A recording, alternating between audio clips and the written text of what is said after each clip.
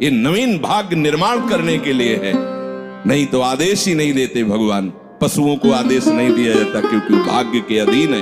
केवल मनुष्य शरीर को आदेश दिया गया है। किसी देवता को भी आदेश नहीं दिया गया कि आप ये करो ये ना करो, क्योंकि वही करेंगे जो उनके सुकृत है, उसके अनुसार बस भोग भोगेंगे।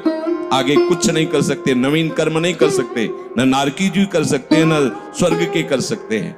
सब अपने अपने परिणाम को केवल भोग रहे हैं। यहाँ परिणाम उपस्थित करने का अवसर है। आप जो चाहो अपना परिणाम कर सकते हो। आप चाहो नरक जाओ, चाहे स्वर्ग जाओ, चाहे नारायण बन जाओ, जो चाहो कर सकते हुए मनुष्य शरीर है। तो ऐसा शास्त्र स्वाध्याय और पंडिताई ज्ञान किस काम का, जो भगवत प्राप्ति प्रारब्ध पे छोड़ दे। तो कुछ जन हैं जो शास्त्र स्वाध्याय करके या संतों की वाणी सुनकर इस विचार में आते हैं कि मुझे क्या करना चाहिए, परिवार का पोषण या भगवत प्राप्ति। दो विभाग कर लिए इसलिए खतरा है, निर्णय नहीं कर सकता। और सही पूछो तो दो विभाग है नहीं, एक ही बात है। समझ जाओ तो वहीं भगवत प्राप्ति हो जाएगी। अब उसके विचार में आता है कि अभी तो ब्याह हुआ है, या अभी छोटे छोटे बच्चे हैं, या अभी बच्चों का ब्याह किया है, अभी नए हैं, क्या जाने संसार का मेरी आवश्यकता है, नहीं तो संसार इनको परेशान कर देगा। और वो अपने अहम जनित कर्ता भाव से ऐसा बंध जाता है कि निर्णय ही नहीं कर पाता। श्री चरणदास, ए भाई समझो, जिस कर्तव्य को तुम विचार करके झूठे भाव को कर्तव्य मान रहे हो, अरे माया के दीवाने, अरे हिया नहीं रहना, करना अंत बयाना। यहां से जाना, यहां से जाना, ये भूल जाते हैं माया की। ऐसी भूल भुलैया है कि शरीर में राग और शरीर संबंधियों के राग में सुख मिलने लगता है और लगता है कि मैं अविनाशी हूं।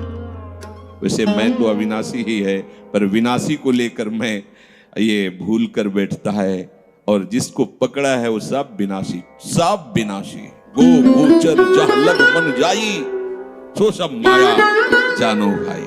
दुनिया में लाखों का मेला जुड़ा, हंसा जब जब उड़ा तो अकेला उड़ा। समझो, ये माया की चाल है जो तुम्हें समझने नहीं दे रही। अरे भाई समझो, समझो, अरे माया के दीवानों, यहां से हमें जाना है, जाना है। कुछ साथ नहीं ले जाना है, कोई साथ नहीं जाएगा। बस तुम फंस गए हो मोह दलदल में। ये कुटुंब का मोह ऐसा मोह है कि कैसे तुम्हें बताएं। याद ही नहीं आती कि मुझे जाना है, याद ही नहीं आता कि सब छूटना है। ये समझ में नहीं आता कि मैं आया किस लिए। बड़ी विचित्र भूल भुलैया है। मोह कुटुंब के अवसर खोयो। दो बातें आती, परिवार का पालन पोषण, ये धर्म पालन करूं, या हरि का भजन करके भगवत प्राप्ति करूं। तो बोले मोह कुटुंब के अवसर खोयो। अवसर मिला है तुमने, भलो पायो दांव रे, चूक ना अवसर प्यारे, भलो पायो दांव रे। बड़ा अच्छा अवसर मिला है भजन करने का, चूक गए तो फिर पछताना पड़ेगा। हरि की शुद्ध बिसराई। अब वो निर्णय करता है परिवार के पोषण का, क्योंकि मोह ममता। पीछे का हर बार सत्संग में कहते हैं कि पीछे का रास्ता एकदम बंद हो जाना चाहिए, कि आगे कोई भयावह स्थिति आवे तो लौटने का रास्ता नहीं रहना चाहिए। उपासक को पीछे का मार्ग बंद कर देना चाहिए। पर होता क्या है, अपने लोग बहुत कमजोर हैं, तो कदम ऐसे रखते हैं पर पीछे वाला पुष्ट बनाए रखते हैं कि अगर इधर थोड़ी भी आंच लगी तो कदम पीछे करके सुरक्षित हो जाए। वो सुरक्षित नहीं है, वो सुरक्षित नहीं है, वो असुरक्षा है। परिवार का राग, अन्य भरोसा, किसी देहधारी का भरोसा, किसी वस्तुओं, ये भरोसे लायक चीज है। अरे क्षण में बिगड़ जाने वाली चीज है। भरोसा तो हरि का है, भरोसा तो हरि गुरु चरण सेवा अनुसरो।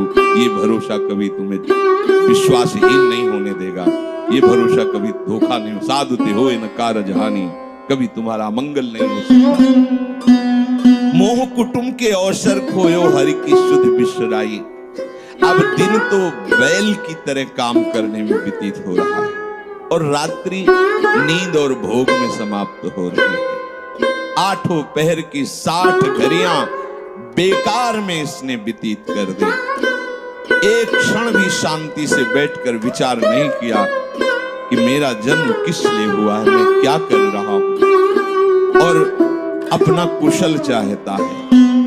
इच्छिन हरि को नाम लीनो, कुशल कहां थे तुम, तबला की कुशल न जी हुको, सपने हो मन विश्राम।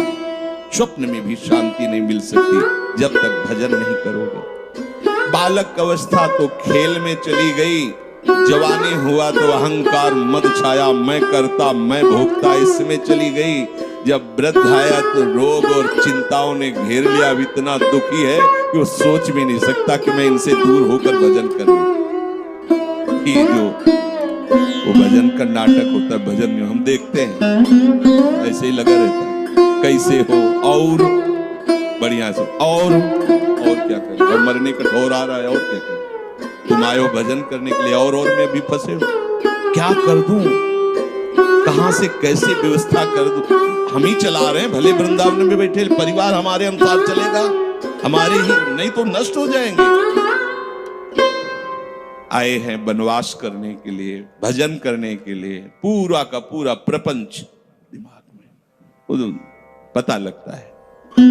वृद्ध भय चिंता ति उपजी, दुख में कछु न सुहाता। अरे भूल क्यों रहे हो, चेतो। साधु चिताता है जगत को, चेतो।